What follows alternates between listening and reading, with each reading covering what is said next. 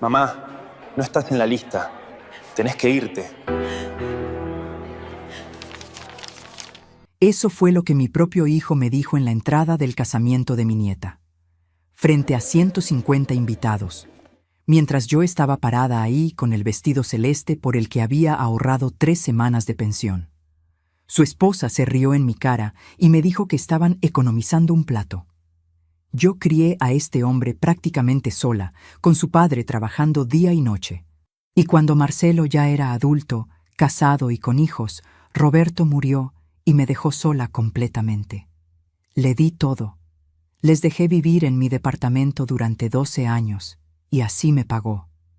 Pero lo que ellos no sabían era que su crueldad les iba a costar todo lo que tenían. Porque cuando llegué a casa esa noche, hice una llamada telefónica que cambiaría nuestras vidas para siempre. Esta es la historia de cómo la humillación de una madre se convirtió en el ajuste de cuentas de una familia. Y si alguna vez te traicionaron las personas por las que sacrificaste todo, necesitas escuchar lo que pasó después. La puerta del salón de fiestas estaba a 3 metros de mí. 3 metros que se convirtieron en un abismo cuando mi propio hijo extendió el brazo frente a mi pecho y dijo esas palabras que jamás olvidaré. Mamá, no estás en la lista. Tenés que irte. El aire se me escapó de los pulmones como si me hubieran dado un puñetazo.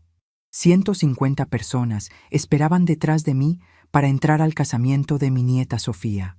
Podía sentir sus miradas clavadas en mi espalda, en mi vestido celeste que había comprado hacía 2 meses en el centro, el que me costó 3 semanas de pensión.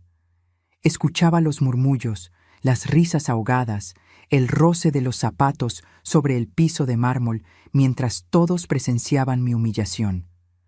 Marcelo, ¿qué estás diciendo? Logré susurrar, aunque mi voz sonaba rajada, vieja, pequeña. Soy tu madre. Soy la abuela de Sofía. Mi hijo ni siquiera me miraba a los ojos. Tenía la vista fija en algún punto por encima de mi cabeza, como si yo fuera una mancha en la pared que necesitaba limpiar. Llevaba un traje gris que yo misma le había planchado la semana anterior cuando vino a buscar unas cajas. Mi nieta estaba a 10 metros, adentro del salón, con su vestido blanco brillando bajo las luces de araña. No volteó ni una vez hacia mí. Entonces apareció ella. Vanessa, mi nuera, con ese vestido color vino que marcaba cada curva de su cuerpo, tacones altísimos, maquillaje perfecto. Se acercó a Marcelo, le puso una mano en el hombro y se inclinó hacia mí. Su perfume dulzón me golpeó la nariz, ese olor que siempre me había provocado dolor de cabeza. Patricia, me dijo con una sonrisa que no llegaba a sus ojos. Economizamos un plato, no te lo tomes personal. Y se rió. Los dos se rieron. Mi hijo y su esposa se rieron en mi cara mientras yo sentía que el piso se abría bajo mis pies. Detrás de mí, alguien tosió incómodo. Una señora mayor murmuró algo sobre «qué vergüenza». Un hombre pasó a mi lado empujándome levemente con el hombro para entrar al salón. Yo me quedé ahí parada, con mi cartera vieja colgando del brazo, con el regalo para los novios todavía en la mano, un sobre con 5,000 pesos que había juntado durante meses, sintiendo cómo las lágrimas me quemaban detrás de los ojos, pero negándome a derramarlas. «Aproveiten la fiesta, hijos», dije finalmente, y mi voz sonó más firme de lo que esperaba. Me di vuelta y caminé hacia la salida. Cada paso sobre esas baldosas brillantes resonaba en mis oídos como un martillo. Mis rodillas me dolían. La artritis que me acompañaba hacía 5 años se hacía sentir con cada movimiento. Pero no me detuve. No miré atrás. No les di el gusto de verme derrumbada. Ahora, ustedes se estarán preguntando cómo una madre llega a este punto. ¿Cómo un hijo puede hacer algo así? Y yo también me lo preguntaba mientras esperaba el colectivo en esa esquina oscura, a las 11 de la noche, con el vestido celeste arrugándose y el maquillaje corriéndose por las mejillas que ya no podía controlar. Pero antes de contarles lo que pasó después, necesito que entiendan algo. Si alguna vez te humillaron, si alguna vez te hicieron sentir que no vales nada, que tu vida no importa, que tus sacrificios fueron en vano, déjame un comentario. Decime de dónde me estás escuchando. porque esta historia no es solo mía, es de todas las madres, todos los padres, todas las personas que dieron todo y recibieron desprecio a cambio. Mi nombre es Patricia, tengo 61 años, vivía en un departamento de 2 ambientes en el barrio de Flores, en Buenos Aires. Durante 37 años trabajé como costurera. Mis manos todavía tienen las marcas, los dedos torcidos por las agujas, las cicatrices de las quemaduras con la plancha, las manchas en la piel de tanto detergente y lejía. Estas manos cosieron vestidos de novia, trajes de primera comunión, uniformes escolares, cortinas, manteles. Estas manos levantaron a un hijo sola después de que mi marido Roberto murió cuando Marcelo tenía 25 años, recién casado y con una beba recién nacida. Roberto era taxista. Buen hombre, trabajador, pero fumaba demasiado y nunca se cuidó la presión. Una noche de invierno del 2004, lo encontraron desplomado sobre el volante del taxi en una esquina de Almagro. No sufrió, me dijeron los médicos. Eso debería consolarme, pero la verdad es que me dejó sola con todas las deudas, con el departamento a medio pagar, con un hijo recién casado que acababa de tener una beba y necesitaba ayuda. Yo no me quejé. Nunca me quejé. Trabajé doble turno. Aceptaba cualquier trabajo de costura que llegara a mis manos. Zurcía medias por unos pocos pesos, arreglaba pantalones, hacía dobladillos hasta las 3 de la madrugada mientras mis ojos se cerraban de cansancio. El departamento seguía a mi nombre porque Roberto y yo lo habíamos comprado juntos, pero yo pagué cada cuota que faltaba con el sudor de mi frente. Y Marcelo, mi hijo, mi único hijo. Cuando nació, pensé que era el regalo más hermoso que Dios podía darme. Un bebé sano, gordito, de ojos oscuros como su padre. Lo crié con todo el amor que tenía. Le di todo lo que pude. Educación, ropa limpia, comida caliente todos los días, aunque yo comiera solo pan con té. Nunca le faltó nada. ¿Cuándo empezó a cambiar? No puedo señalar un día exacto. Fue gradual, como cuando las paredes de tu casa empiezan a agrietarse y vos no te das cuenta hasta que el pedazo de revoque te cae en la cabeza. Cuando se casó con Vanessa, hace 23 años, yo quise darles la bienvenida. Pensé que era una buena chica, un poco arreglada para mi gusto, pero joven, bonita, con ganas de salir adelante. Al principio todo parecía bien. Nacieron los mellizos primero, Tomás y Julián, hace 22 años. Después vino Sofía, mi nietita hermosa, hace 20 años. Yo los cuidaba cuando Vanessa tenía que trabajar. Los llevaba a la plaza, les hacía la comida, les cosía la ropa. Marcelo trabajaba en una empresa de repuestos de autos, no ganaba mucho. Vanessa trabajaba medio día en una perfumería. «Mamá», me dijo Marcelo un día, hace 12 años, «no podemos pagar más el alquiler. ¿Podemos quedarnos unos meses con vos?» ¿Qué iba a decirle? Era mi hijo. Eran mis nietos. El departamento era chico, de 2 ambientes, pero hicimos lugar. Yo dormía en el sofá. Ellos usaban mi pieza. Los nenes dormían en colchones en el piso del living. «Son solo unos meses, mamá», me decía Marcelo. Los meses se convirtieron en años. Al principio ayudaban con algo de plata para la comida. Después ya no. Vanessa empezó a tratarme como si yo fuera la empleada doméstica. Dejaba la ropa sucia tirada esperando que yo la lavara. Se quejaba de mi comida. «Patricia, esto está muy salado. Patricia, no me gusta el guiso. Patricia, los nenes quieren milanesas, no sopa». Marcelo no decía nada, solo se encogía de hombros y miraba el televisor. Yo seguía trabajando, pero cada vez menos.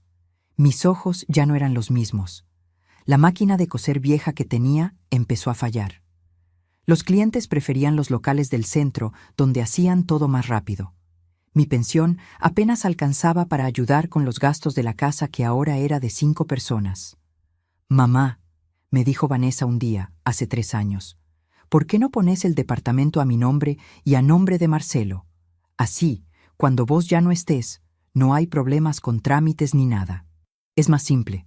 Algo en mi pecho se apretó cuando escuchó eso. Era la primera vez que alguien me hablaba de mi muerte como si fuera un trámite administrativo molesto. Pero no dije nada. Solo negué con la cabeza. El departamento queda como está, dije.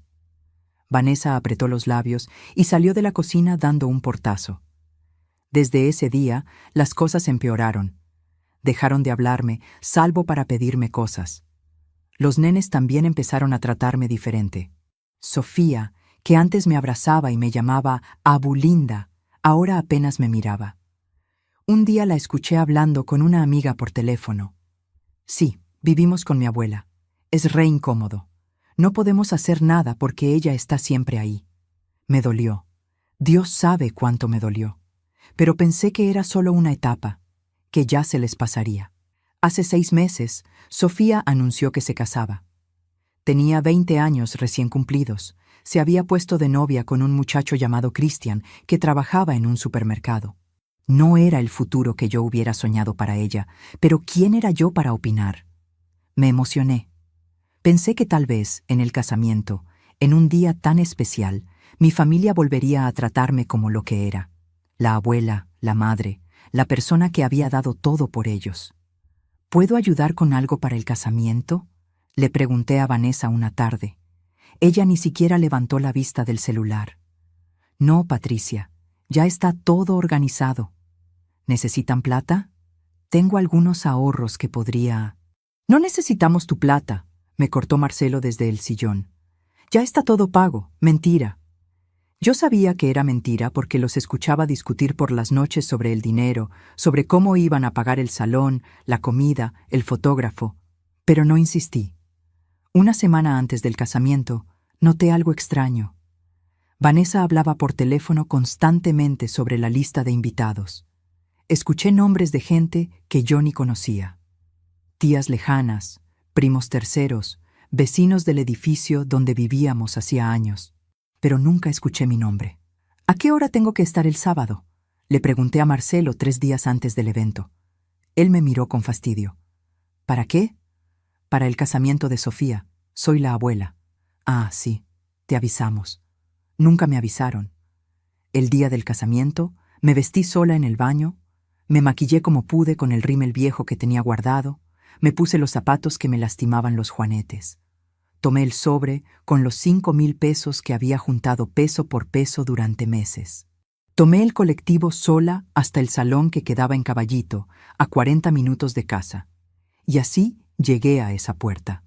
A esos 3 metros que se convirtieron en un abismo. Mi hijo extendiéndome el brazo como si fuera una extraña. Mi nuera riéndose. Economizamos un plato. 150 personas mirándome como si fuera basura. Cuando llegué de vuelta al departamento esa noche, pasada la medianoche, la casa estaba vacía. Todos se habían ido a la fiesta. Me senté en el sofá que había sido mi cama durante 7 años. Miré alrededor, los muebles que yo había comprado con mi trabajo, las cortinas que yo había cosido, el televisor que yo había pagado en cuotas, la mesa donde habíamos comido juntos miles de veces, y algo dentro de mí se rompió. Pero no como un plato que cae y se hace pedazos, sino como una cadena oxidada que finalmente cede. Y con ella se fue todo el miedo, toda la culpa, todo el amor malentendido que me había tenido atada durante años. Tomé mi celular viejo, marqué un número que no usaba hacía tiempo. Cuando contestaron al otro lado, mi voz era firme, fría, decidida. Necesito que vengas mañana temprano con un camión. Vamos a vaciar un departamento, todo, cada mueble, cada plato, cada sábana, todo lo que es mío. Y después necesito que me ayudes con otra cosa. Voy a vender esta propiedad, lo más rápido posible. La persona que contestó el teléfono esa noche fue mi hermana Marta. Ella vivía en Quilmes con su marido Héctor, a 1 hora de distancia. No nos hablábamos seguido, tal vez una vez al mes, pero siempre habíamos tenido ese lazo que solo las hermanas entienden. Cuando le expliqué lo que había pasado, hubo un silencio largo del otro lado de la línea. Patricia, me dijo finalmente, y su voz temblaba de bronca. Debiste hacer esto hace años. Lo sé, susurré. Pero ahora lo voy a hacer. ¿Me ayudas? Héctor va a ir mañana a las 6 de la mañana con el camión de su trabajo. Prepara todo, y vos te venís a casa conmigo hasta que encuentres algo. Colgué el teléfono y miré el reloj. Era la 1:10 de la madrugada. La fiesta todavía estaría en pleno apogeo. Calculé que llegarían a casa no antes de las 5 o 6 de la mañana, tal vez más tarde si se iban a algún boliche después, como solía hacer la gente joven. Tenía pocas horas, pero era suficiente. Me levanté del sofá y empecé a trabajar. Mis manos temblaban, no sé si de miedo o de algo más profundo, algo parecido a la libertad. Empecé a empacar mis cosas personales. Mi ropa, mis zapatos, las fotos viejas de Roberto, los documentos importantes. Todo cabía en 2 bolsas grandes. 61 años de vida y todo lo que me importaba cabía en 2 bolsas de supermercado. Mientras guardaba mis cosas, los recuerdos empezaron a caer sobre mí como lluvia. Recordé el día que nació Marcelo. Fue un parto difícil, 24 horas de trabajo de parto en el Hospital Rivadavia. Roberto se había quedado afuera fumando todo ese tiempo, caminando de un lado a otro del pasillo.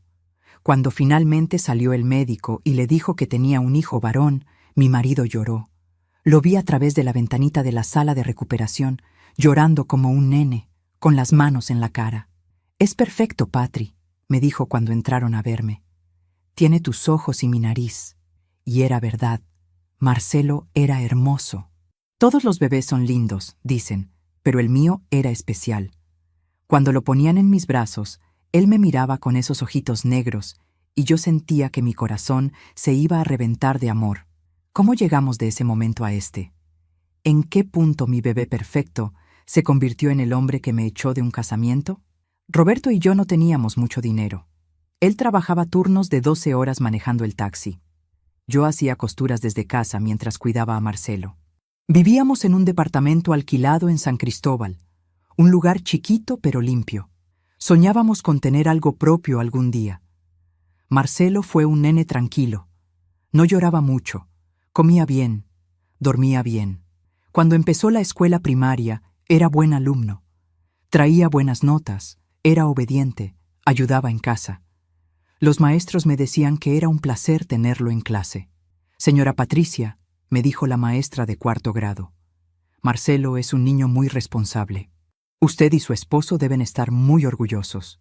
Y lo estábamos, Dios sabe que lo estábamos. Cuando Marcelo tenía 10 años, finalmente pudimos comprar el departamento en Flores. Era viejo, necesitaba arreglos, pero era nuestro. Roberto sacó un préstamo del banco. Yo trabajaba cosiendo hasta tarde en la noche para ayudar con las cuotas. Marcelo tenía su propia habitación por primera vez en su vida. Lo pintamos juntos de celeste, su color favorito.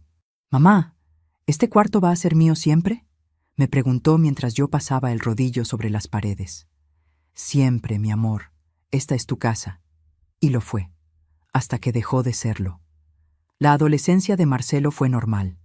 Tuvo su etapa rebelde, como todos. Empezó a salir con amigos, a llegar tarde, a contestarme mal de vez en cuando. Roberto se ponía firme. «A tu madre le hablas con respeto», le decía. «Ella se mata trabajando por vos». Marcelo pedía perdón, siempre pedía perdón. Y yo siempre perdonaba porque era mi hijo, porque lo amaba, porque pensaba que era solo una etapa. Conoció a Vanessa cuando tenía 23 años. Ella trabajaba en la perfumería del barrio. Era linda, muy arreglada, siempre con las uñas pintadas y el pelo perfecto. La primera vez que la trajo a casa me pareció un poco fría, pero pensé que era solo timidez. «Mamá, esta es Vanessa. Vanessa, ella es mi mamá, Patricia». «Mucho gusto», dijo ella sin sonreír realmente. Hice todo lo posible por caerle bien. Le preparé comida, le pregunté sobre su familia, su trabajo, sus planes. Ella contestaba con monosílabos, mirando el celular la mayor parte del tiempo. «Dale tiempo, Patri», me dijo Roberto esa noche. «Capaz está nerviosa», pero el tiempo pasó y Vanessa nunca cambió conmigo. Siempre hubo una distancia, una frialdad que yo no podía entender. Cuando se comprometieron, traté de hablar con Marcelo. «Hijo, ¿estás seguro? Son muy jóvenes todavía». «Mamá, no empieces», me cortó. «La amo. Nos vamos a casar». Se casaron en el 2003. Yo cosí mi propio vestido para ese casamiento porque no teníamos plata para comprar uno. Vanessa ni siquiera me lo agradeció. En las fotos de ese día, ella sonríe brillante al lado de Marcelo. En las pocas fotos donde aparezco yo, mi sonrisa parece forzada. Tal vez ya sabía, en algún lugar profundo de mi ser, que esta mujer me iba a traer problemas. 2 años después nacieron los mellizos, Tomás y Julián. Y 2 años más tarde llegó Sofía. Cuando Marcelo me llamó desde el hospital para decirme que era una nena, lloré de felicidad. Mi primera nieta. Fui al hospital corriendo, con un osito de peluche que había comprado en el mercado. Vanessa estaba en la cama, pálida y cansada, con la bebé en brazos.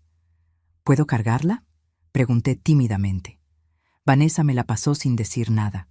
Sofía era diminuta, rosadita, con un mechón de pelo negro. Cuando la tuve en mis brazos, sentí ese mismo amor desbordante que había sentido cuando nació Marcelo. Mi nieta, mi sangre, voy a cuidarte siempre. Le susurré, siempre. Y lo hice. Durante los primeros años de vida de Sofía, yo era quien más la cuidaba. Vanessa volvió a trabajar a los 3 meses del parto. Marcelo trabajaba todo el día. Yo iba a su departamento alquilado todas las mañanas. Me quedaba con la nena, le daba de comer, la bañaba, jugaba con ella, la dormía. Cuando Vanessa llegaba a la noche, la nena ya estaba bañada, con pijama limpio, bien comida. Gracias, Patricia, me decía Vanessa, pero su tono siempre sonaba mecánico, como si estuviera leyendo un guión. 2 años después, nacieron los mellizos, Tomás y Julián. El embarazo fue complicado. Vanessa tuvo que hacer reposo durante meses. Yo fui todos los días a cuidar a Sofía y a ayudar con lo que podía. Cuando nacieron los varones, prematuros de 7 meses, tuvieron que estar en incubadora 1 mes. Marcelo estaba desesperado. No sabía cómo iban a pagar el hospital. «Mamá, no sé qué hacer», me dijo llorando en el pasillo del sanatorio. «La obra social no cubre todo. Nos están pidiendo dinero que no tenemos». Yo tenía ahorros. No mucho, pero tenía. Eran los ahorros de toda mi vida de costurera, guardados en una lata debajo de mi cama. Dinero para mi vejez, para alguna emergencia médica, para no ser una carga para nadie. «Tomá», le dije, pasándole un sobre con 50,000 pesos. «Paga lo que tengas que pagar». «Mamá, yo te lo devuelvo, te lo juro». Nunca me lo devolvió, nunca me lo mencionó de nuevo. Los mellizos salieron adelante. Eran nenes hermosos, idénticos, con los ojos de su padre. Yo los cuidaba junto con Sofía. 3 nenes pequeños era mucho trabajo, pero yo lo hacía con amor. Les cantaba canciones, les cocinaba, los llevaba a la plaza. Sofía me llamaba Abu linda y me abrazaba con sus bracitos chiquitos. «Te quiero, Abu», me decía. «Yo también te quiero, mi vida. Más que a nada en el mundo». Esos fueron años duros pero buenos. Roberto todavía vivía. Los nenes estaban sanos. Mi hijo me necesitaba y yo me sentía útil, importante, amada. Pero las cosas empezaron a cambiar. Vanessa empezó a hacer comentarios. «Patricia, ¿por qué les das dulces a los nenes? Les vas a arruinar los dientes». «Patricia, no los abrigues tanto, los vas a malcriar». «Patricia, cuando yo era chica mi mamá no me dejaba hacer eso». Al principio eran comentarios pequeños, fáciles de ignorar, pero se fueron haciendo más frecuentes, más hirientes. «Patricia, ¿vos sabés que hay guarderías modernas ahora? Con métodos educativos nuevos. No como antes que las abuelas criaban a los chicos cualquiera». Eso me dolió, pero no dije nada. Tragué el dolor y seguí cuidando a mis nietos. Entonces pasó lo de Roberto.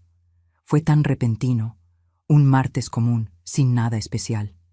Roberto salió a trabajar a las 2 de la tarde. Yo me quedé en casa cosiendo un vestido de comunión. A las 8 de la noche me llamaron del hospital. Había sufrido un infarto masivo mientras manejaba. Murió antes de que la ambulancia llegara. No pude verlo con vida por última vez. No pude decirle que lo amaba. No pude despedirme. El funeral fue terrible. Marcelo estaba destrozado. Vanessa estaba embarazada de 4 meses de Sofía en ese momento, así que no pudo ayudar mucho. Yo tuve que organizar todo, pagar todo, bancar todo. Y además, tuve que ser fuerte por mi hijo que lloraba como un nene en mis brazos. ¿Qué vamos a hacer sin papá?, me decía. Vamos a seguir adelante, mi amor, como siempre. Después del funeral, me quedé sola en el departamento, sola con los muebles que Roberto y yo habíamos comprado juntos, con su silla favorita, con su taza de café todavía en la mesada, sola con el silencio que me ahogaba. Marcelo venía a visitarme seguido al principio. Me traía comida, se quedaba a tomar mate, me preguntaba cómo estaba. Pero después las visitas se fueron espaciando, una vez por semana, después una vez cada 2 semanas, después solo cuando necesitaba algo. Mamá, ¿me prestas la máquina de coser? Vanessa quiere arreglar unas cortinas. Mamá, ¿tenés algo de plata hasta que me paguen? Mamá, ¿podés quedarte con los nenes el fin de semana? Queremos salir. Yo siempre decía que sí, siempre, porque era mi hijo, porque eran mis nietos, porque tenía miedo de quedarme completamente sola. 3 años después de la muerte de Roberto, llegó el pedido que cambiaría todo. Mamá, no podemos pagar más el alquiler. ¿Podemos quedarnos unos meses con vos? Debí haber dicho que no. Debí haber puesto límites. Pero miré a mis nietos, chiquitos, con sus ojitos esperanzados, y no pude. Está bien, pero solo unos meses hasta que se acomoden. Los meses se convirtieron en años. Y con cada año que pasaba, yo perdía un poco más de mi lugar, de mi voz, de mi dignidad. Al principio trataban de ayudar. Marcelo hacía las compras a veces. Vanessa cocinaba de vez en cuando. Pero de a poco, todo fue cayendo sobre mí. Yo lavaba, planchaba, cocinaba, limpiaba. Y ellos solo tomaban. Tomaban mi espacio, mi tiempo, mi plata, mi paz. Empecé a dormir en el sofá porque los nenes necesitan el cuarto. Empecé a comer menos porque hay que estirar la comida. Empecé a callarme porque cada vez que hablaba, Vanessa ponía los ojos en blanco o Marcelo me decía, «No empieces, mamá». Los nenes crecían y yo me volvía invisible. Sofía dejó de abrazarme. Los mellizos ni siquiera me saludaban cuando llegaban de la escuela. Vanessa hablaba de mí como si yo no estuviera presente. Es que ella es de otra época, no entiende cómo son las cosas ahora, le decía a una amiga por teléfono mientras yo estaba en la cocina lavando platos. Un día, hace 2 años, me enfermé. Una gripe fuerte que me dejó en cama con fiebre alta. Estuve 3 días tirada en el sofá, temblando de frío. Nadie me trajo un té. Nadie me preguntó si necesitaba algo. Vanessa se quejó porque no había nadie para cocinar. «Patricia, si no vas a hacer nada, al menos decí y pedimos delivery». Yo me levanté con fiebre y les hice la comida porque tenía más miedo a hacer una carga que a morirme de neumonía. Y ahora estaba acá, a las 2 de la madrugada, empacando mis cosas mientras ellos festejaban un casamiento al que no me dejaron entrar. El casamiento de mi nieta, la misma nena que yo cuidé desde bebé, que yo alimenté, que yo llevé a su primer día de escuela porque sus padres tenían que trabajar. ¿En qué me había equivocado? ¿Había amado demasiado? ¿Había dado demasiado? ¿Había sido demasiado blanda, demasiado complaciente, demasiado dispuesta a sacrificarme? Las preguntas me daban vueltas en la cabeza mientras terminaba de empacar. Pero ya no importaba. Ya no había marcha atrás. La llamada estaba hecha. El plan estaba en marcha. A las 6 menos 5 de la mañana, escuché el ruido del camión estacionando abajo. Me asomé por la ventana y vi a Héctor bajando, con Marta a su lado. Mi hermana levantó la vista y nuestros ojos se encontraron. Ella asintió. Yo asentí de vuelta. Era hora. Les abrí la puerta del edificio y subieron en silencio. Marta me abrazó fuerte en el rellano del 3er piso, frente a la puerta del departamento. No dijo nada. No hacía falta. Ese abrazo decía todo lo que necesitaba escuchar. Héctor traía 2 muchachos con él, empleados de la empresa de mudanzas donde trabajaba como encargado. Les expliqué rápido y en voz baja. Todo lo que está en esta lista es mío.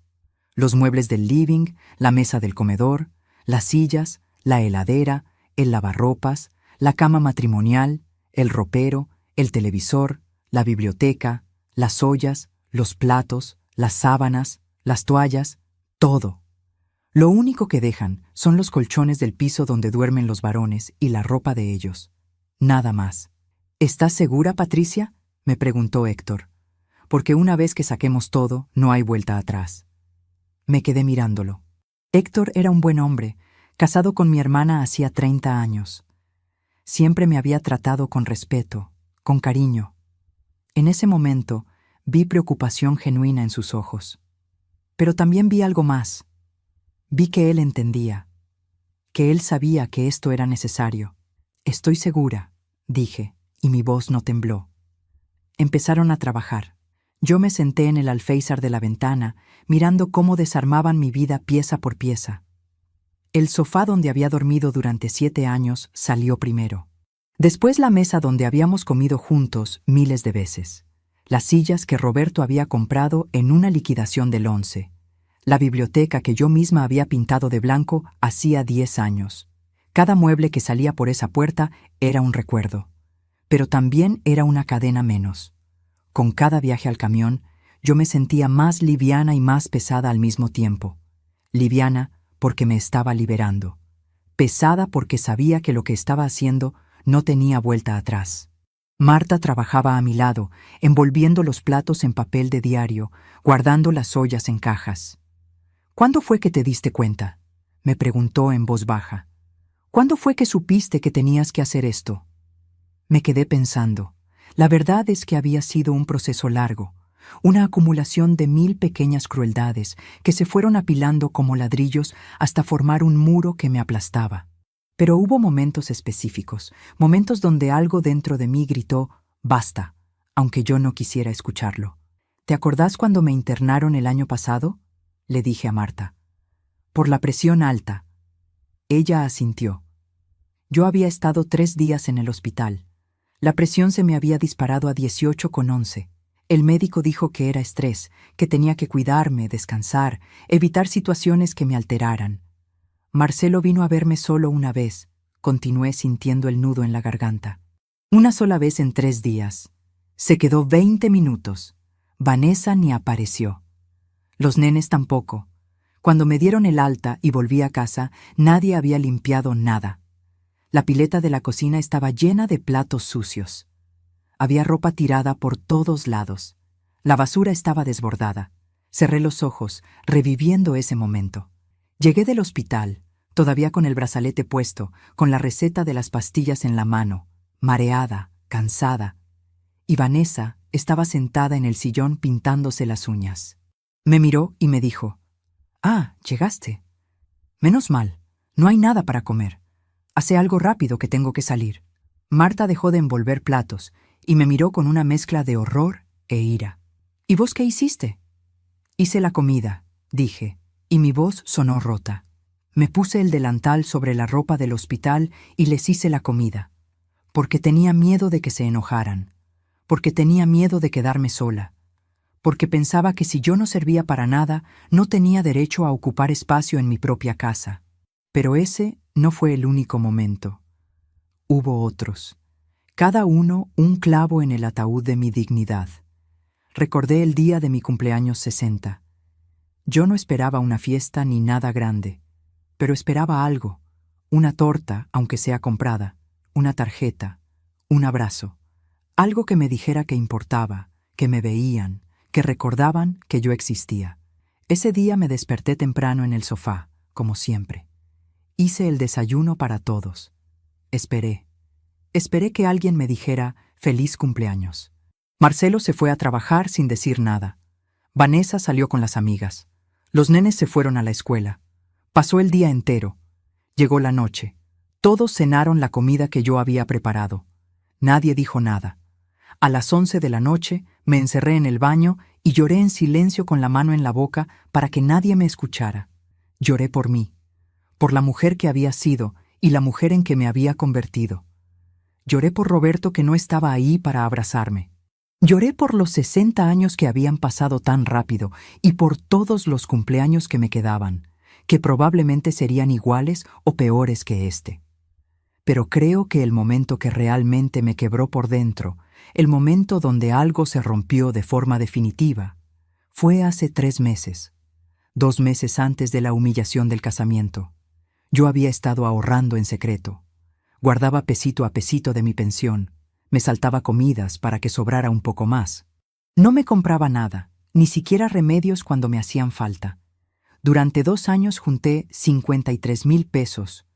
Los tenía escondidos en una caja de zapatos en el fondo del ropero, envueltos en una bolsa. Era mi plan de escape, mi red de seguridad, mi posibilidad de alquilar una piecita en algún lado si las cosas se ponían peor. Un día llegué de hacer las compras y algo me hizo revisar el escondite. La caja seguía ahí, pero cuando la abrí, estaba vacía. Alguien había sacado todo el dinero. Sentí que me faltaba el aire. Revisé de nuevo, pensando que tal vez me había equivocado de caja, pero no. Era esa, y estaba vacía. Salí del cuarto temblando. Vanessa estaba en el living mirando el celular. Tenía puesto un conjunto nuevo, ropa deportiva de marca que yo nunca había visto. «Vanessa», logré decir, aunque mi voz sonaba lejana. «¿Viste plata en una caja en mi ropero?» Ella levantó la vista con fastidio. «Ah, sí. Marcelo la encontró. Pensamos que la tenías ahí guardada para gastos de la casa. La usamos para pagar unas cosas que necesitábamos. Yo me compré ropa para el gimnasio. Marcelo se arregló el auto. Los nenes necesitaban zapatillas nuevas. Pero ese era mi dinero», susurré. «Eran mis ahorros. Patricia, vivís acá gratis. No pagas alquiler. Lo menos que podés hacer es aportar para los gastos. No seas egoísta». Egoísta. Me llamó egoísta por querer conservar los ahorros de 2 años que había juntado saltándome comidas.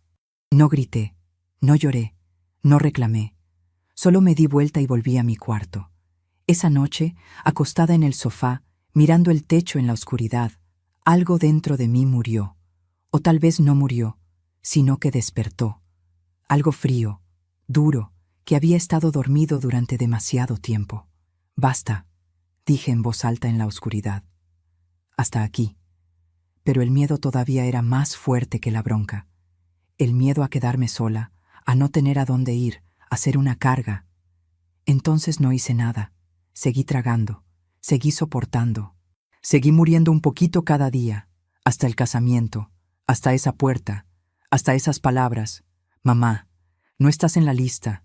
Economizamos un plato». Ahí fue cuando el miedo se rompió.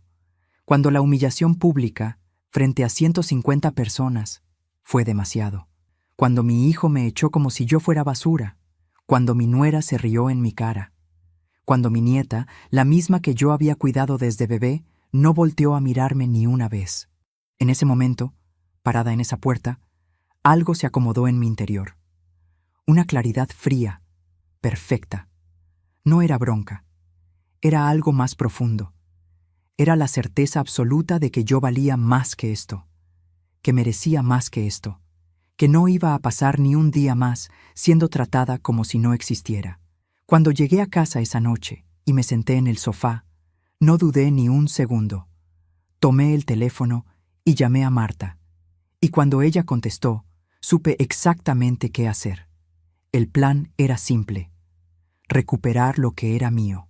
No por venganza, aunque no voy a mentir y decir que no había un poco de eso, sino por dignidad, por justicia, porque este departamento era mío, estos muebles eran míos.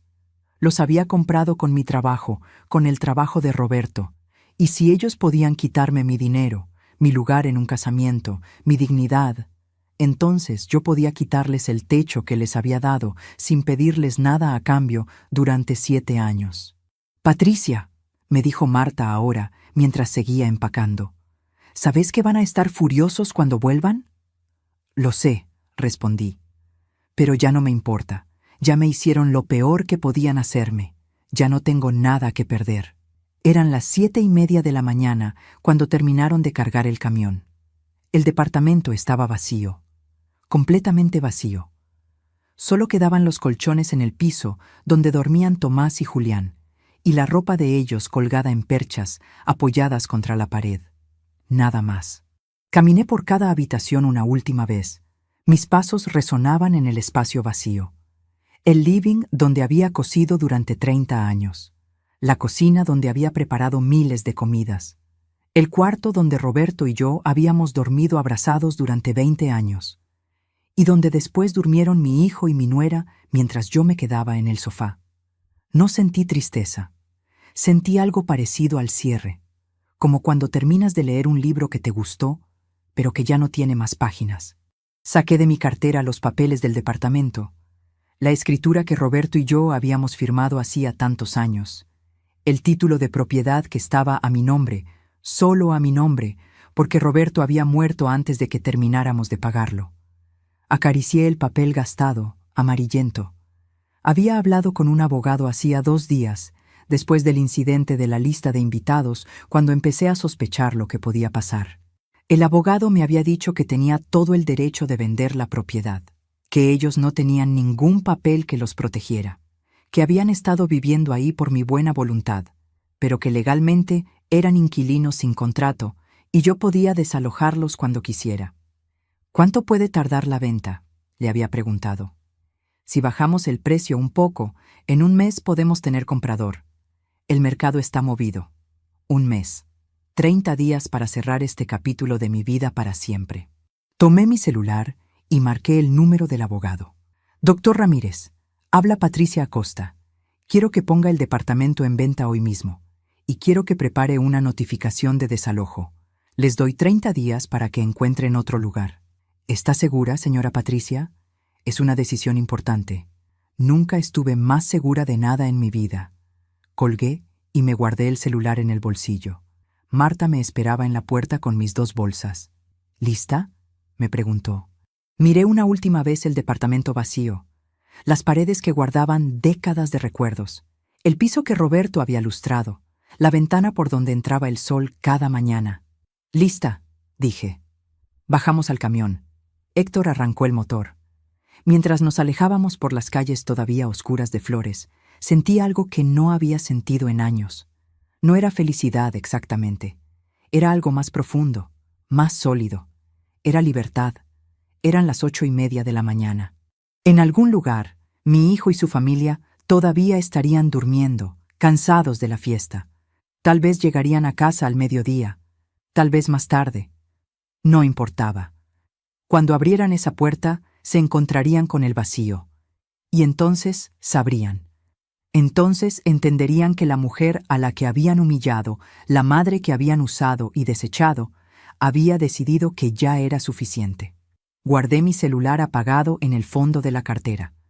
No quería escuchar las llamadas que sabía que vendrían. No todavía. Primero necesitaba llegar a casa de Marta. Necesitaba dormir en una cama de verdad. Necesitaba despertarme sin miedo. Necesitaba empezar a aprender cómo se vivía cuando una recuperaba su dignidad. El camión avanzaba por la avenida Rivadavia. El sol empezaba a salir. Era sábado por la mañana y la ciudad todavía dormía. Apoyé la cabeza contra la ventanilla fría y cerré los ojos. Por primera vez en 7 años, en quizás más tiempo que eso, dormí en paz. Desperté a las 3 de la tarde en la casa de Marta. No recordaba cuándo había sido la última vez que había dormido tanto. El cuarto de huéspedes era chico pero acogedor, con cortinas de flores y una cama blanda que no me lastimaba la espalda. Por un momento, al abrir los ojos, no supe dónde estaba. Después todo volvió a mí como una ola. El casamiento, la humillación, el departamento vacío. Me incorporé despacio. Mis rodillas protestaron, la artritis recordándome que tenía 61 años. Pero por primera vez en mucho tiempo, el dolor físico no venía acompañado de ese otro dolor, ese que vivía en el pecho y me apretaba cada vez que respiraba. Encontré a Marta en la cocina preparando mate. «¿Cómo dormiste?», me preguntó, pasándome el mate. «Como no dormía hace años», admití. El celular seguía apagado en mi cartera. Marta me miró. «¿Cuándo lo vas a aprender?» «Todavía no. Deja que se den cuenta primero. Deja que sientan un poquito de lo que yo sentí». Pero la curiosidad me comía por dentro. Necesitaba saber. A las 4 de la tarde, finalmente saqué el celular y lo prendí. Tardó unos segundos en conectarse a la red. Después empezaron a llegar las notificaciones, una tras otra. Mensajes, llamadas perdidas, mensajes de audio. 32 llamadas perdidas de Marcelo, 18 de Vanessa, 47 mensajes de texto, 20 mensajes de audio. Abrí los mensajes de texto primero. Los primeros eran de las 2 de la tarde. Mamá, ¿dónde estás? Mamá, ¿qué pasó con las cosas? Mamá, contesta el teléfono. ¿Qué hiciste? Los mensajes después se volvían más desesperados, más furiosos. Esto es un robo. Vas a tener problemas con la justicia. Devolvé todo lo que te llevaste. Sos una loca, una vieja loca y amargada.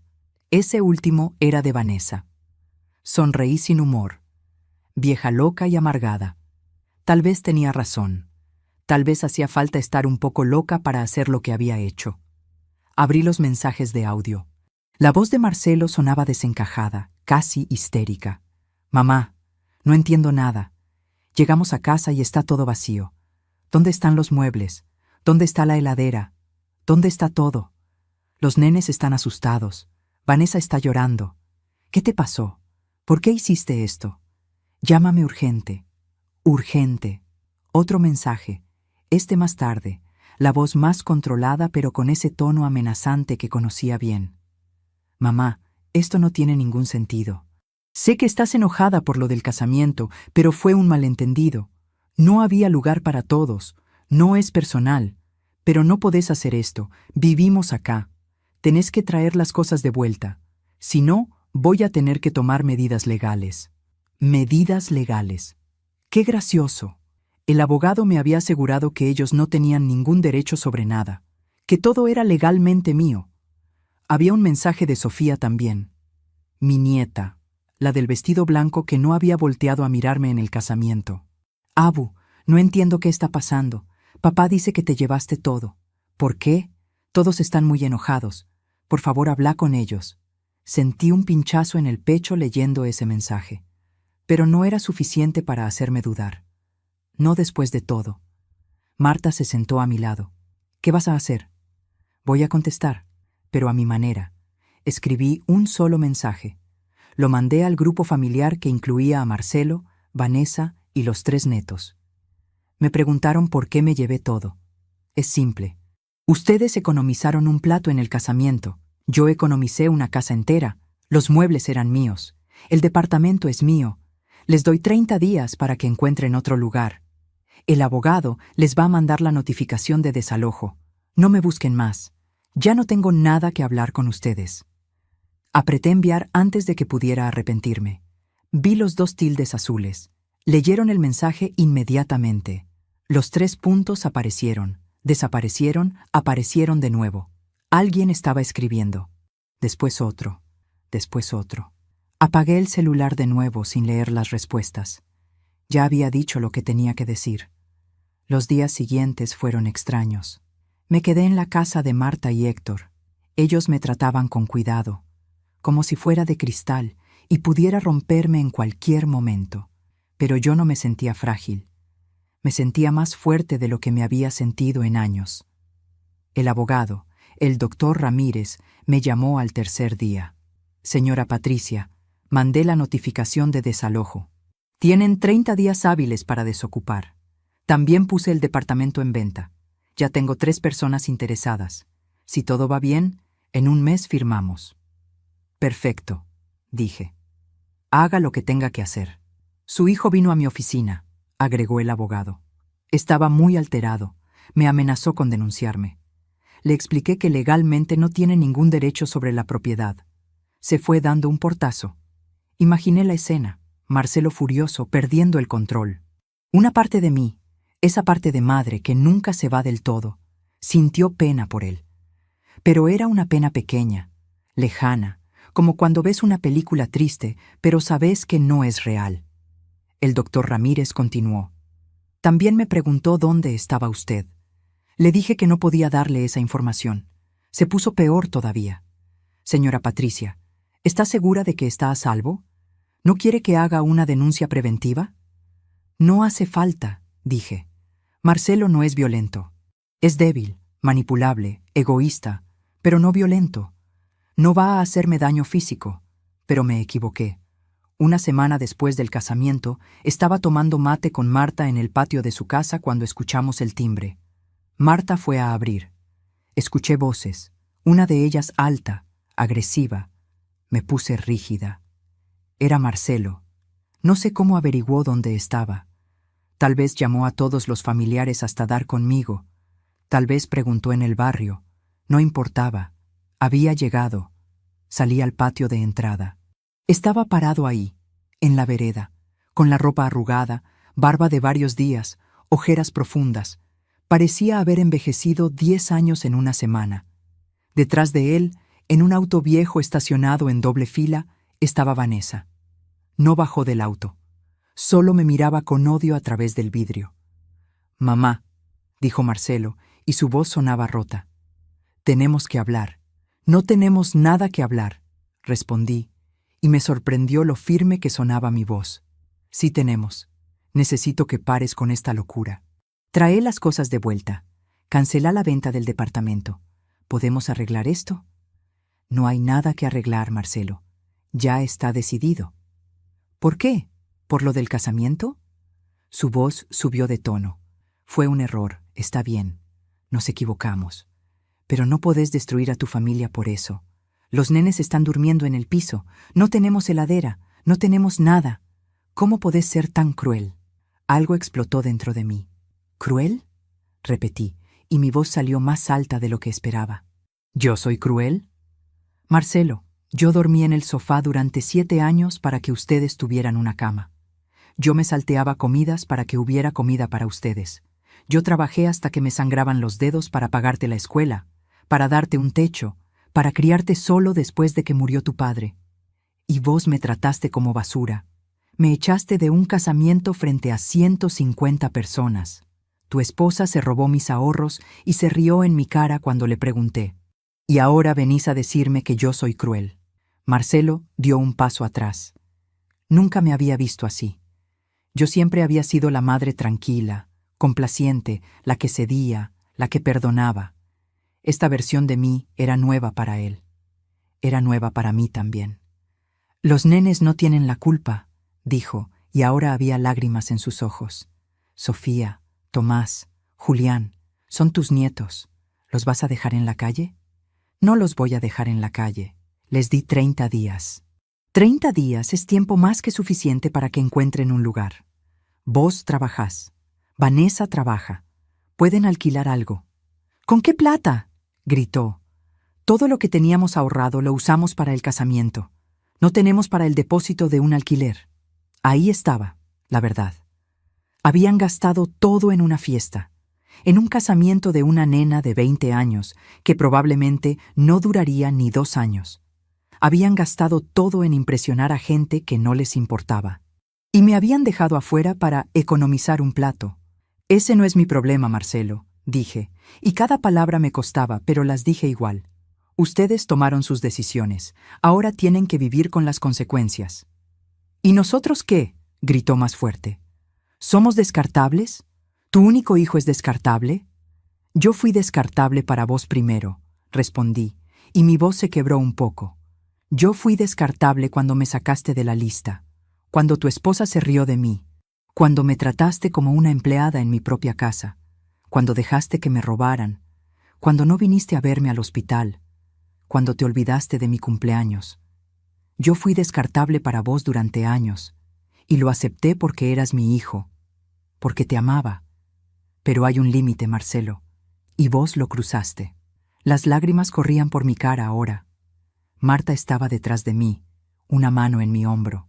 Héctor había salido también, parado en el marco de la puerta, listo para intervenir si hacía falta. Marcelo se limpió la cara con la manga. Cuando habló de nuevo, su voz era fría, venenosa. Ya no era mi nene, era un extraño. «Esto no va a quedar así», dijo. «Vas a arrepentirte. Cuando estés sola, vieja, enferma, sin nadie que te cuide, vas a acordarte de este momento. Y vas a arrepentirte». Esas palabras me atravesaron como cuchillos, porque tocaban mi miedo más profundo, el miedo a la vejez solitaria, a la enfermedad, a morir sola en un hospital sin nadie que pregunte por mí. El miedo que me había mantenido callada durante tanto tiempo. Pero ahora, mirando a mi hijo, viendo el desprecio en sus ojos, entendí algo. Ya estaba sola. Había estado sola durante años mientras vivía con ellos. Una soledad peor, más dolorosa, porque estaba rodeada de gente que se suponía que debía amarme, pero que solo me usaba. Prefiero estar sola que estar con gente que me trata como basura, dije finalmente.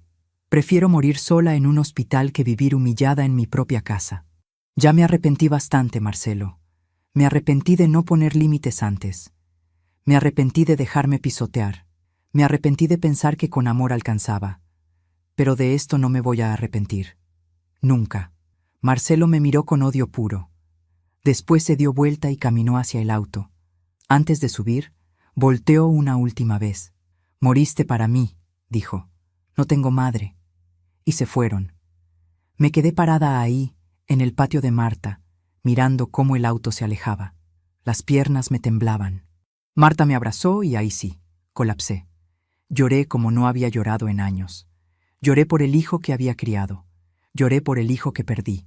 Lloré por la familia que pensé que tenía y por la familia que nunca existió realmente. Pero entre las lágrimas había algo más, algo sólido, inquebrantable, alivio, porque por primera vez en mi vida había elegido mi dignidad sobre el miedo, había elegido respetarme a mí misma, aunque eso significara perder todo lo demás. Y esa elección, por dolorosa que fuera, era mía. Esa noche, Marta me preparó un té de tilo. «¿Estás bien?», me preguntó. «No», admití, «pero voy a estarlo». El abogado me llamó 2 días después. «Señora Patricia, tengo buenas noticias. Encontré comprador para el departamento, una pareja joven. Ofrecen efectivo. Podemos cerrar en 2 semanas». «Adelante», dije. «También me enteré de algo más», agregó el doctor Ramírez. «Su hijo está buscando abogados para tratar de frenar la venta. No va a conseguir nada. Legalmente no tiene posibilidad, pero quería que supiera. Gracias por avisarme». Los días siguientes fueron una mezcla extraña de paz y tormenta. Paz porque finalmente estaba durmiendo bien, comiendo tranquila, sin tener que servir a nadie. Tormenta porque los mensajes seguían llegando. Ya no los leía, pero llegaban. Marcelo, Vanessa, hasta los nenes me mandaban mensajes. El de Sofía decía: «Abú, por favor pénsalo, no hagas esto. Papá está muy mal, mamá está deprimida. Los mellizos lloran todas las noches. ¿No te importamos?». Me importaban. Claro que me importaban. Pero importarme a mí misma tenía que importar más. El día 28 desde el casamiento, 2 días antes de que se cumpliera el plazo del desalojo, el doctor Ramírez me llamó. «Firmamos pasado mañana. Los compradores están listos. Señora Patricia, necesito que venga a la inmobiliaria a las 10 de la mañana. Y le sugiero que traiga a alguien con usted. Su hijo sabe que es ese día. Podría aparecer». «Ahí voy a estar», dije. El día de la firma amaneció frío. Era principios de agosto y Buenos Aires estaba en pleno invierno. Me puse mi tapado mejor, el que había usado en el casamiento, y me miré en el espejo. La mujer que me devolvía la mirada parecía más vieja, pero también más firme. Había algo diferente en sus ojos. Algo que no había estado ahí antes. Fuerza. Marta y Héctor me acompañaron a la inmobiliaria. Cuando llegamos, el auto de Marcelo ya estaba estacionado afuera. Se me heló la sangre, pero respiré hondo y entré. Marcelo estaba adentro, discutiendo con el doctor Ramírez. Vanessa estaba sentada en una silla, los brazos cruzados, la cara una máscara de furia. Cuando me vieron entrar, Marcelo se lanzó hacia mí. «No podés hacer esto», dijo. «Es mi herencia, es el futuro de tus nietos». «Es mi propiedad», respondí con calma, «y hago con ella lo que quiero». «Egoísta», escupió Vanessa. «Vieja egoísta y amargada. Te vas a morir sola y nadie va a ir a tu funeral». El doctor Ramírez intervino. «Señora, le voy a pedir que se retire o llamo a la policía. Esto es una propiedad privada y está alterando el orden». La pareja joven que compraba el departamento estaba sentada en un rincón, incómoda, mirando la escena. El escribano ya había llegado con todos los papeles. «Podemos empezar cuando quieran», dijo el escribano. Me senté en el escritorio, agarré la lapicera, miré los papeles. La escritura del departamento que Roberto y yo habíamos comprado con tanto sacrificio. El lugar donde había vivido 30 años de mi vida, donde había criado a mi hijo, donde había sido feliz y después profundamente infeliz. «No lo hagas», dijo Marcelo una última vez y su voz sonaba rota. «Por favor, mamá, no lo hagas». Levanté la vista y lo miré a los ojos. Vi al nene que había sido, al bebé gordito que había sostenido en mis brazos, al niño que me había dicho, «Te quiero, mami», miles de veces, al joven que había llorado en mi hombro cuando murió su padre, pero también vi al hombre que me había echado de un casamiento, que había permitido que su esposa me humillara, que había vivido en mi casa sin pagarme nada durante 7 años mientras yo dormía en el sofá, que me había robado mis ahorros, que me había llamado cruel. «Lo siento, Marcelo», dije, «pero ya está decidido». Y firmé. El escribano selló los papeles. La transacción estaba completa. El departamento de Flores ya no era mío. Era de esa pareja joven que me miraba con una mezcla de lástima y incomodidad. En mi cuenta bancaria acababan de depositar 3.200.000 pesos. Era más dinero del que había visto junto en toda mi vida. Marcelo se quedó parado ahí, en medio de la inmobiliaria, como si no pudiera procesar lo que acababa de pasar. Vanessa lloraba en silencio, pero no eran lágrimas de tristeza. Eran lágrimas de rabia. El doctor Ramírez me pasó una copia de todos los papeles. «Señora Patricia, el desalojo sigue en pie. Tienen hasta mañana al mediodía para desocupar. Si no lo hacen, vamos con la policía». Marcelo finalmente reaccionó. Se acercó a la pareja joven. «Ustedes no entienden», les dijo con voz desesperada. «Ese es mi hogar. Yo crecí ahí. Mi padre murió en ese departamento. Mis hijos nacieron prácticamente ahí. No pueden comprarlo así nomás». El muchacho, que tendría unos 30 años, lo miró incómodo. «Disculpa, pero ya firmamos. Ya pagamos. Es legal». «No es legal», gritó Marcelo.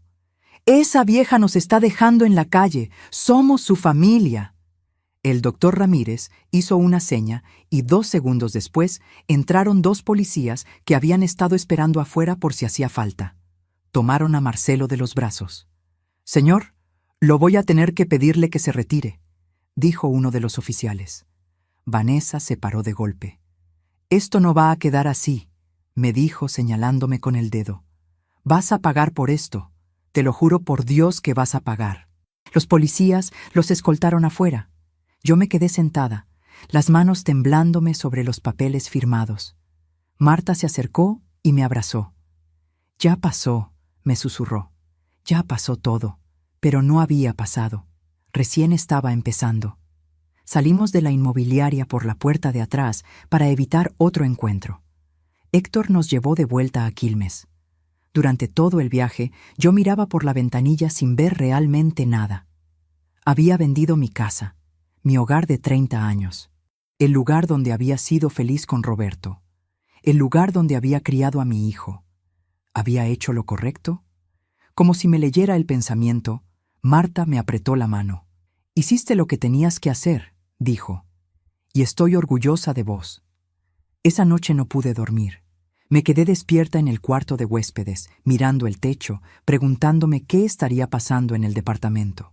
¿Estarían empacando? ¿Estarían llorando? ¿Los nenes tendrían miedo? ¿Sofía me odiaría para siempre? A las 3:15 de la madrugada, mi celular sonó. Era un número desconocido. Dudé, pero contesté. «¿Hola?» Era la voz de Tomás, uno de los mellizos. Tenía 11 años. Sonaba asustado. «Abú, soy yo. Tomé el teléfono de mamá para llamarte». «Abú, tengo miedo. Papá y mamá están peleando, están gritando». Mamá tiró un plato contra la pared. «Julián está llorando». «¿Podés venir?» Se me cerró la garganta. Mi nietito, asustado, pidiendo ayuda. «Tomás, mi amor», dije, tratando de mantener la voz calma. «Escúchame bien. Tus papás están pasando por un momento difícil, pero no es culpa tuya. ¿Me entendés? No es culpa tuya ni de tus hermanos. Pero mamá dice que es por tu culpa. Dice que nos dejaste en la calle. Tus papás van a encontrar otro lugar para vivir. Son adultos. Van a resolverlo. Abu, ¿ya no nos querés más?, preguntó, y su voz se quebró. ¿Por eso hiciste esto? Las lágrimas corrieron por mi cara. Los quiero con todo mi corazón. Siempre los voy a querer. Pero a veces los adultos tenemos que tomar decisiones difíciles. Algún día lo vas a entender. No quiero entenderlo, dijo. Quiero que las cosas vuelvan a ser como antes. Yo también, mi amor, yo también. Colgamos. Me quedé ahí sentada en la oscuridad, llorando en silencio. Esto era lo más difícil. Los nenes. Ellos no tenían la culpa de nada. Pero no podía seguir sacrificándome solo para mantener una falsa apariencia de familia. No podía seguir muriendo de a poco, solo para que ellos estuvieran cómodos. A la mañana siguiente, el doctor Ramírez me llamó. Señora Patricia, desalojaron el departamento anoche. Dejaron las llaves en el buzón. El lugar está limpio. La pareja joven ya puede mudarse. ¿A dónde fueron?, pregunté, aunque no estaba segura de querer saber.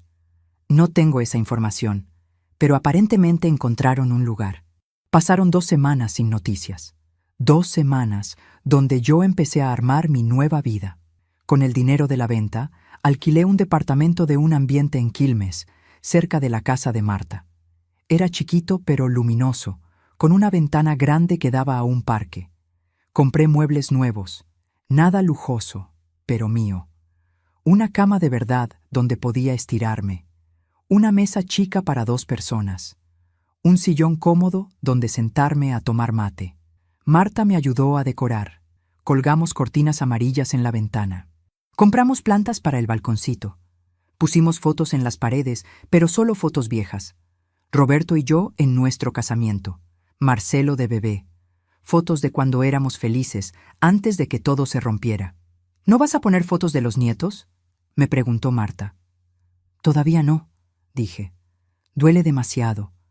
El resto del dinero lo puse en un plazo fijo. El banco me dijo que con los intereses y mi pensión podía vivir tranquila, sin trabajar, sin depender de nadie. Era una sensación extraña, liberadora y aterradora al mismo tiempo. Una tarde, 3 semanas después de la venta, me crucé a doña Lidia en el mercado. Ella había sido mi vecina en Flores durante 15 años. Me vio y se acercó. Patricia, ¿cómo estás? Me enteré de todo. El barrio entero se enteró. Estoy bien, Lidia, dije, aunque no estaba segura si era verdad.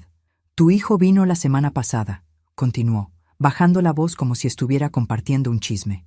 Estaba con la familia.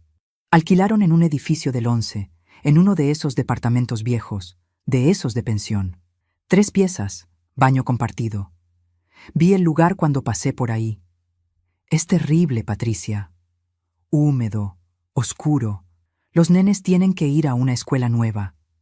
Sentí una punzada de culpa, pero también algo más, algo parecido a justicia. ¿Y Marcelo? ¿Cómo está? Mal, dijo doña Lidia. Muy mal. Perdió el trabajo hace una semana. Parece que no iba, llegaba tarde, estaba siempre de mal humor. Lo echaron. Vanessa tuvo que buscar trabajo de tiempo completo. Está en un supermercado, en la caja. El marido de Sofía, ese Cristian, parece que los está ayudando con algo de plata. Pero no les alcanza. No dije nada. No sabía qué decir. Mira a Patricia, continuó doña Lidia, y ahora su tono era diferente, más suave.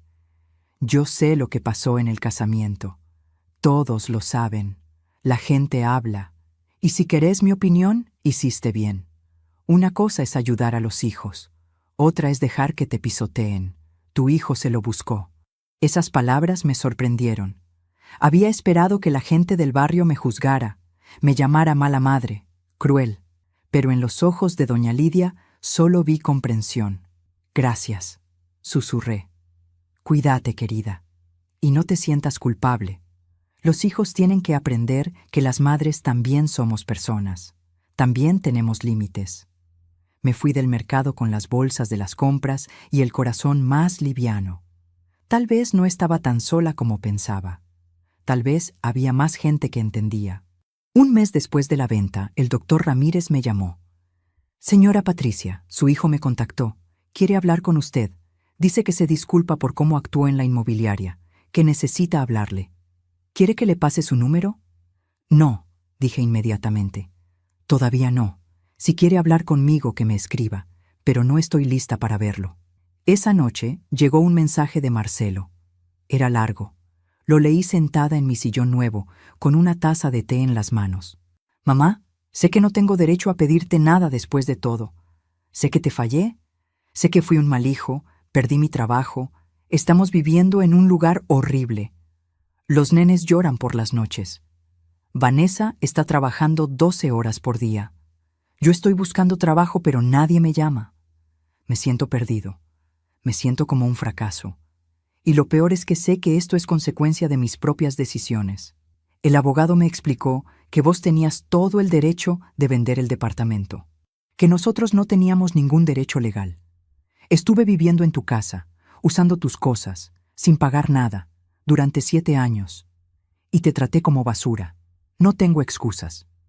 Vanessa me dice que soy débil, que debería haber puesto límites, que debería haber defendido mi casa. Pero no era mi casa. Nunca lo fue. Era la tuya. No te estoy pidiendo plata. No te estoy pidiendo que nos rescates. Solo quiero que sepas que lo siento y que ojalá algún día puedas perdonarme. Leí el mensaje 3 veces. Busqué rabia en mi corazón, pero solo encontré cansancio y una tristeza profunda. Mi hijo había tenido que perder todo para darse cuenta de lo que había hecho. Tal vez era la única manera. Tal vez el dolor era la única maestra que funciona con algunos. No le contesté ese mensaje. Todavía no estaba lista, pero lo guardé. Algún día, tal vez, podríamos hablar, pero tendría que ser diferente, con límites claros, con respeto, o no sería nada. Los meses pasaron. Yo me fui acomodando a mi nueva vida. Empecé a ir a un grupo de adultos mayores en el Centro Cultural de Quilmes. Ahí conocí a otras mujeres de mi edad. Mujeres con sus propias historias de hijos ingratos, maridos muertos, vidas difíciles. Pero también mujeres fuertes, que se reían, que tomaban mate, que jugaban a las cartas, que se cuidaban entre ellas. Una de ellas, Susana, me dijo un día: ¿sabes cuál es nuestro problema? Que nos enseñaron que ser buena madre significaba desaparecer, que nuestras necesidades no importaban, que teníamos que sacrificarnos hasta no quedar nada. Y después nos sorprendemos cuando nuestros hijos no nos valoran. ¿Cómo van a valorar algo que les enseñamos que no tenía valor? Esas palabras se me clavaron en el corazón. Tenía razón. Yo le había enseñado a Marcelo que podía pisotearme, que yo siempre iba a estar ahí sin importar cómo me tratara, que no había consecuencias. Le había enseñado mal. Empecé a hacer cosas que nunca había hecho. Fui al cine sola. Me compré ropa nueva sin sentir culpa. Tomé clases de tejido. Gasté plata en mí misma sin tener que justificarlo ante nadie. Dormía hasta tarde los domingos. Comía lo que quería, cuando quería.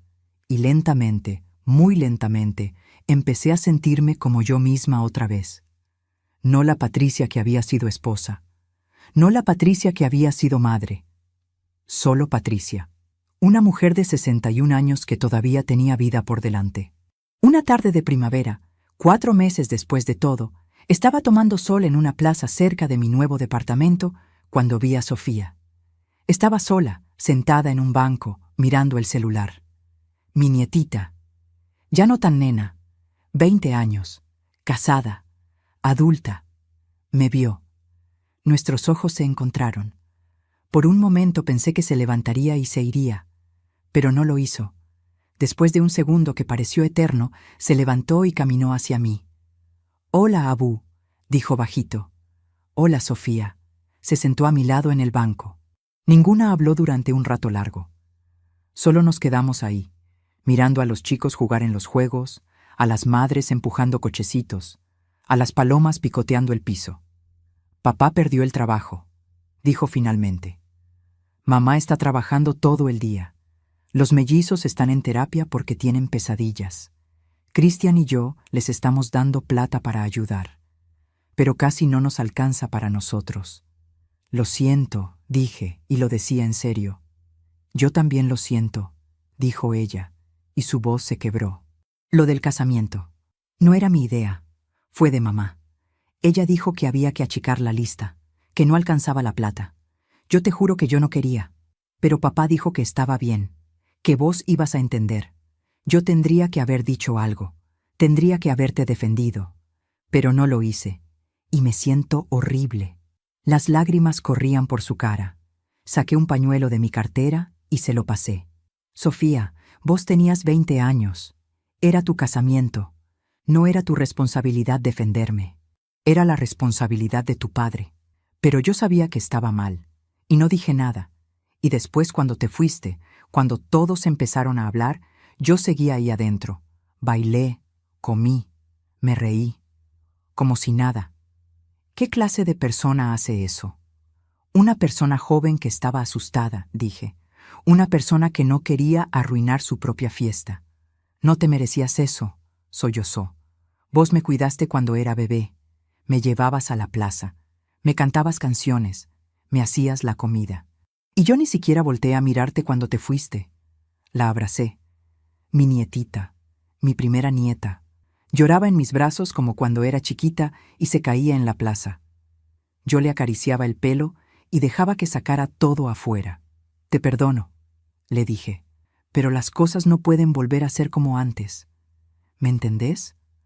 No puedo volver a ser la Abu que se deja pisotear. No puedo volver a vivir así. Ella asintió contra mi hombro. No te estoy pidiendo eso. Solo quería que supieras que lo siento. Y que te extraño. Y que tenías razón. Papá está aprendiendo. Tuvo que aprender a la fuerza, pero está aprendiendo.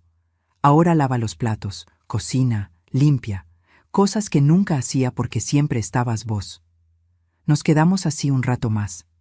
Después ella se secó las lágrimas. Tengo que irme. Cristian me está esperando. Pero Abu, ¿puedo venir a verte de vez en cuando? ¿Solo nosotras dos? Me gustaría mucho, dije. Se fue caminando por la plaza. Yo me quedé en el banco, mirando cómo se alejaba. No era un final feliz. No era una reconciliación completa. Pero era un comienzo. Pequeño, frágil, pero real. Esa noche, en mi departamento, me preparé una cena para una sola persona. Puse la mesa con mantel. Serví la comida en mi plato nuevo. Me senté en mi silla, en mi mesa, en mi casa. Y por primera vez en años, comí en paz. Han pasado 14 meses desde aquella noche del casamiento. 14 meses desde que mi vida cambió para siempre. Estoy sentada en el balcón de mi departamento, tomando mate mientras el sol de la tarde entra por la ventana. Es otoño ahora. Las hojas del parque de enfrente están todas amarillas y naranjas. Siempre me gustó el otoño. Tiene algo de melancolía, pero también de belleza. Mi celular suena. Es un mensaje de Sofía. Abu, ¿puedo pasar mañana a las 4? Hace rato que no nos vemos. Sonrío. Sofía viene a visitarme cada 2 o 3 semanas. A veces trae facturas. A veces solo trae ganas de hablar. Nunca habla de dinero. Nunca me pide nada. Solo viene a estar conmigo. Y eso es suficiente. Le contesto. Acá te espero, mi amor. La relación con Sofía fue lo primero que se empezó a reconstruir. Lenta, cuidadosa, como cuando armás un plato roto y tenés que ir pegando cada pedacito con paciencia. No es la relación que teníamos antes. Es diferente. Pero tal vez es mejor. Ahora hay honestidad. Hay respeto. Hay límites claros. Los mellizos todavía no me hablan. Vanessa menos. Y Marcelo... Bueno, con Marcelo la cosa es complicada. Nos hemos visto 3 veces en este año. La primera fue hace 6 meses. Él me pidió, a través de Sofía, si podíamos encontrarnos en un café. Dudé mucho. Marta me dijo que no tenía obligación de verlo si no quería. Pero una parte de mí, esa parte de madre que nunca se va del todo, quería saber cómo estaba. Nos encontramos en un café de Constitución, un punto medio entre su lugar y el mío. Cuando llegué, él ya estaba ahí. Había envejecido. Más canas, más arrugas, los hombros caídos. Parecía más chico de alguna manera. O tal vez yo lo veía diferente ahora. Mamá, dijo cuando me vio, y se paró a medias, como si no supiera si debía abrazarme o no. Marcelo, respondí, sentándome frente a él sin tocarlo. Pidió 2 cafés. Ninguno sabía cómo empezar. Finalmente, él habló. Gracias por venir. Sé que no tenías por qué hacerlo. No, no tenía por qué, confirmé. Pero acá estoy. Tomó aire. Conseguí trabajo hace 2 meses. En un taller mecánico. No es lo que hacía antes. Gano menos. Pero es algo. Vanessa sigue en el supermercado. Estamos ahorrando para mudarnos a algo mejor. El lugar donde estamos es muy duro. No dije nada. Solo esperé. Los nenes están mejor ahora. Tuvieron un tiempo difícil, pero se están adaptando. Sofía nos ayuda mucho. Cristian también. Son buenos chicos. Me alegro, dije, y era verdad. Mamá, yo... Se le quebró la voz. No sé cómo disculparme por todo. Fui un hijo horrible. Un hombre horrible. Te usé. Te falté el respeto. Dejé que Vanessa te tratara mal. Dejé que mis hijos te vieran como algo descartable. Y lo peor es que tardé en darme cuenta. Tuve que perder todo para entender lo que hice. Las lágrimas corrían por su cara. La gente en el café nos miraba de reojo. Yo me quedé quieta, tomando mi café, dejando que dijera lo que tenía que decir. Cuando llegamos a ese departamento del 11 esa primera noche, continuó. Los nenes lloraban. No había camas. No había muebles. Solo había paredes húmedas y olor a humedad. Vanessa se encerró en el baño y lloró durante horas. Y yo me quedé ahí parado, mirando ese lugar horrible, y pensé, esto es lo que le hice a mi madre durante 7 años. La hice dormir en un sofá. La hice sentir que no tenía lugar. La hice invisible en su propia casa. Y recién ahí entendí. Tomó una servilleta y se limpió la cara. No te estoy pidiendo que me perdones. No merezco tu perdón. Solo quería que supieras que lo entiendo. Y que voy a tener que vivir con esta culpa el resto de mi vida. Lo miré a los ojos. Mi hijo. El bebé que había salido de mi cuerpo. El niño al que había criado con tanto amor. El hombre que me había destruido. Marcelo, dije finalmente, yo te perdono. Pero perdonarte no significa que las cosas vuelvan a ser como antes. No significa que puedas volver a mi vida como si nada hubiera pasado. Lo sé. Si querés que tengamos algún tipo de relación, continué, va a tener que ser diferente. Con respeto, con límites claros. Yo no voy a ser tu salvavidas. No voy a rescatarte cuando las cosas se pongan difíciles. No voy a darte dinero. No voy a cuidar a tus hijos. No voy a dejar que me uses otra vez. Asintió. Entiendo. Y está bien. Es lo que merezco. No lo hago para castigarte, le expliqué. Lo hago para cuidarme, porque tengo 62 años. Porque me quedan, si Dios quiere, 20, tal vez 30 años de vida. Y quiero vivirlos en paz. Quiero vivirlos con dignidad. Quiero importarme a mí misma tanto como me importaron los demás durante toda mi vida. Tenés razón, dijo. Tenés toda la razón. Terminamos el café. Cuando nos despedimos, nos dimos un abrazo breve, incómodo. No era el abrazo de antes, pero era un comienzo. Nos hemos visto 2 veces más desde entonces, siempre en lugares públicos, siempre por poco tiempo. Hablamos de cosas superficiales, mayormente. El clima, el trabajo, noticias del barrio. No hablamos de sentimientos profundos. No hablamos del pasado a menos que sea necesario. Y está bien así. Tal vez con el tiempo la relación pueda crecer. O tal vez esto es todo lo que puede ser. Y tengo que estar en paz con eso. La semana pasada, en el aniversario de la muerte de Roberto, fui al cementerio. Voy todos los años. Siempre sola. Limpio la lápida, le llevo flores, le hablo un rato. Le cuento cómo está mi vida. Ese día, cuando llegué, había alguien ahí. Era Marcelo. Estaba parado frente a la tumba de su padre, con un ramo de flores en la mano. Se sorprendió al verme. «Mamá, no sabía que venías hoy». «Vengo todos los años», dije. «Siempre el mismo día. Nos quedamos ahí, los dos, mirando la lápida que decía Roberto Acosta, esposo amado, padre querido, 1955-2015. ¿Crees que papá estaría decepcionado de mí?, preguntó Marcelo de repente. Pensé la respuesta. Creo que estaría triste por cómo salieron las cosas. Pero también creo que estaría orgulloso de que estés tratando de cambiar. No sé si estoy cambiando lo suficientemente rápido, admitió. Vanessa está enojada conmigo todo el tiempo. Dice que soy débil, que debería haber peleado más por el departamento, que vos nos robaste. Sentí una punzada de bronca ante esas palabras, pero respiré hondo. No te robé nada, Marcelo. No podés robar lo que nunca fue tuyo. Lo sé, dijo rápido. Yo lo sé. Pero Vanessa, ella no lo ve así. Hemos tenido muchas peleas por eso. A veces pienso que nuestro matrimonio no va a sobrevivir esto. Eso es algo que tenés que resolver vos, dije. No es mi problema. Sonó duro. Tal vez lo fue. Pero era la verdad. Yo ya no podía cargar con los problemas de mi hijo. Tenía que cargar con los míos propios. Pusimos las flores juntos en el florero al lado de la lápida. Marcelo rezó un Padre Nuestro en voz baja. Yo solo me quedé ahí, con la mano en la piedra fría, recordando a Roberto. Su risa, su olor a cigarrillo y colonia barata, la forma en que me abrazaba por la espalda cuando yo estaba cocinando. «Te extraño», le susurré a la lápida. «Y ojalá estuvieras acá para decirme si hice bien o hice mal». Nos fuimos juntos del cementerio.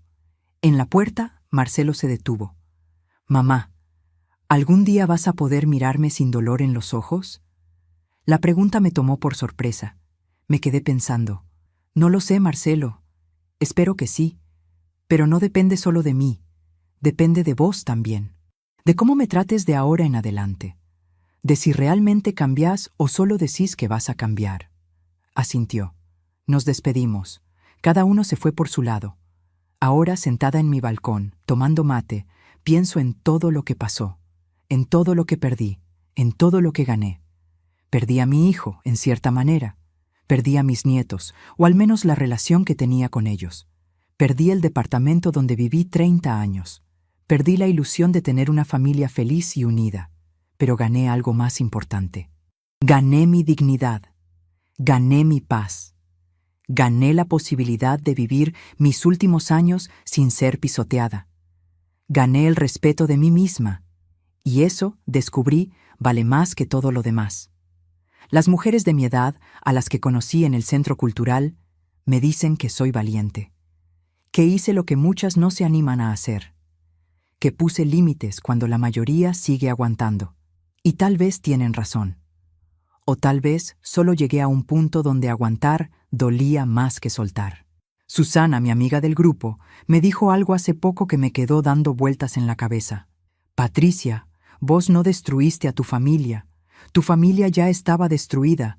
Vos solo dejaste de fingir que estaba entera». Tiene razón. Yo no rompí nada. Solo dejé de sostener algo que ya estaba roto. Si me preguntan si me arrepiento, la respuesta es no. No me arrepiento de haber vendido el departamento. No me arrepiento de haberme ido.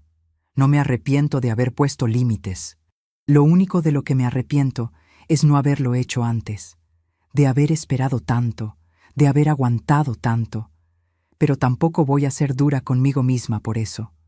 Hice lo que pude con las herramientas que tenía, con la crianza que recibí, con la época en que crecí. Nos enseñaron que ser buena madre significaba sacrificarlo todo, que nuestras necesidades no importaban, que teníamos que aguantar todo con una sonrisa. Pero nadie nos enseñó que también tenemos derecho a ser felices, que también merecemos respeto, que poner límites no nos hace malas madres, nos hace madres sabias. Y si pudiera volver en el tiempo y hablarle a la Patricia de hace 2 años, a la que dormía en el sofá y lloraba en silencio en el baño, le diría: «Vos valés, vos importás, y no tenés que aguantar esto. Hay vida del otro lado del miedo, hay paz, hay dignidad, y vale la pena pelear por ella». Miro mi departamento, chico, pero mío, limpio, ordenado, lleno de luz. Miro mis cosas nuevas, mi cama, mi mesa, mi sillón.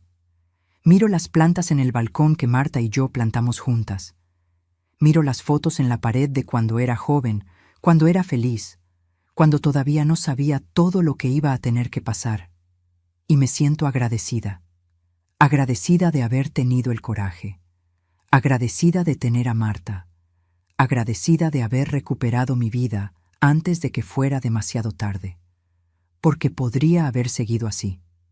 Podría haber aguantado hasta morirme en ese sofá, invisible, usada, descartada. Y nadie hubiera llorado realmente mi muerte. Hubieran llorado porque perdían a la que cocinaba, a la que limpiaba, a la que resolvía problemas, pero no a mí, porque ellos no me conocían. Hacía años que no me conocían. Ahora, Sofía me conoce. Me pregunta cómo estoy, qué estoy sintiendo, qué quiero hacer. Me ve como una persona, no como una función. Y eso es un regalo. Tal vez algún día los mellizos también quieran conocerme. Tal vez no. No puedo controlar eso. Solo puedo controlar cómo me trato a mí misma. Y decidí tratarme bien. El sol está bajando ahora. El parque se está oscureciendo. Prendo la luz del balcón. Hace un poco de frío, pero me gusta estar acá afuera, mirando la vida pasar. Una pareja joven camina abrazada. Una señora saca a pasear su perro. Un grupo de adolescentes ríe en la esquina. La vida sigue. Mi vida sigue. Y es una buena vida. No perfecta, no sin dolor, pero buena, digna, mía. Si estás escuchando esta historia y te sentís identificado, si alguna vez te humillaron, te usaron, te hicieron sentir que no vales nada, quiero que sepas algo. No estás solo. Somos miles, millones, los que pasamos por esto. Los que dimos todo y recibimos migajas. Los que nos sacrificamos hasta desaparecer. Pero también quiero que sepas que no es tarde. Nunca es tarde para recuperar tu dignidad. Nunca es tarde para poner límites. Nunca es tarde para decir basta. No importa si tenés 60, 70, 80 años. No importa si tus hijos, tus nietos, tu familia te hace sentir que no tenés derecho a defenderte. Sí tenés derecho. Tenés todo el derecho del mundo a exigir respeto, a vivir en paz, a importarte a vos mismo tanto como te importan los demás. Y si tenés miedo, está bien. Yo también tuve miedo. Miedo a quedarme sola. Miedo a no tener quien me cuide cuando sea vieja. Miedo a morir sola en un hospital. Pero te voy a decir algo que aprendí. Estar sola es mejor que estar acompañado por gente que te lastima. La soledad duele, pero la humillación, el desprecio, el maltrato, duelen más. Así que si mi historia te tocó, si sentiste algo mientras la escuchabas, déjame un comentario contándome tu historia. ¿De dónde me estás escuchando? ¿Pasaste por algo parecido? ¿Estás pasando por algo así ahora? Contame, porque nuestras historias importan. Nuestras voces importan. Y si conoces a alguien que esté pasando por esto, compártile este video. Tal vez sea el empujón que necesita para hacer un cambio. Tal vez no. Pero al menos va a saber que no está solo. Dale me gusta al video si te llegó al corazón. Suscríbete al canal para escuchar más historias como esta. Historias de gente real, con problemas reales, buscando soluciones reales. Historias de dignidad, de límites, de amor propio. Porque al final del día, eso es lo que importa. No cuánto diste, no cuánto te sacrificaste, sino si viviste con dignidad, si te respetaste a vos mismo, si fuiste capaz de mirarte al espejo y reconocer a la persona que te devolvía la mirada. Yo ahora puedo. Después de tantos años, puedo mirarme al espejo y reconocerme. Y eso, créanme, no tiene precio. Gracias por escuchar mi historia. Gracias por estar acá. Y recordá, vos valés, vos importás. Y nunca, nunca es tarde para recuperar tu vida. Que Dios los bendiga a todos. Hasta la próxima.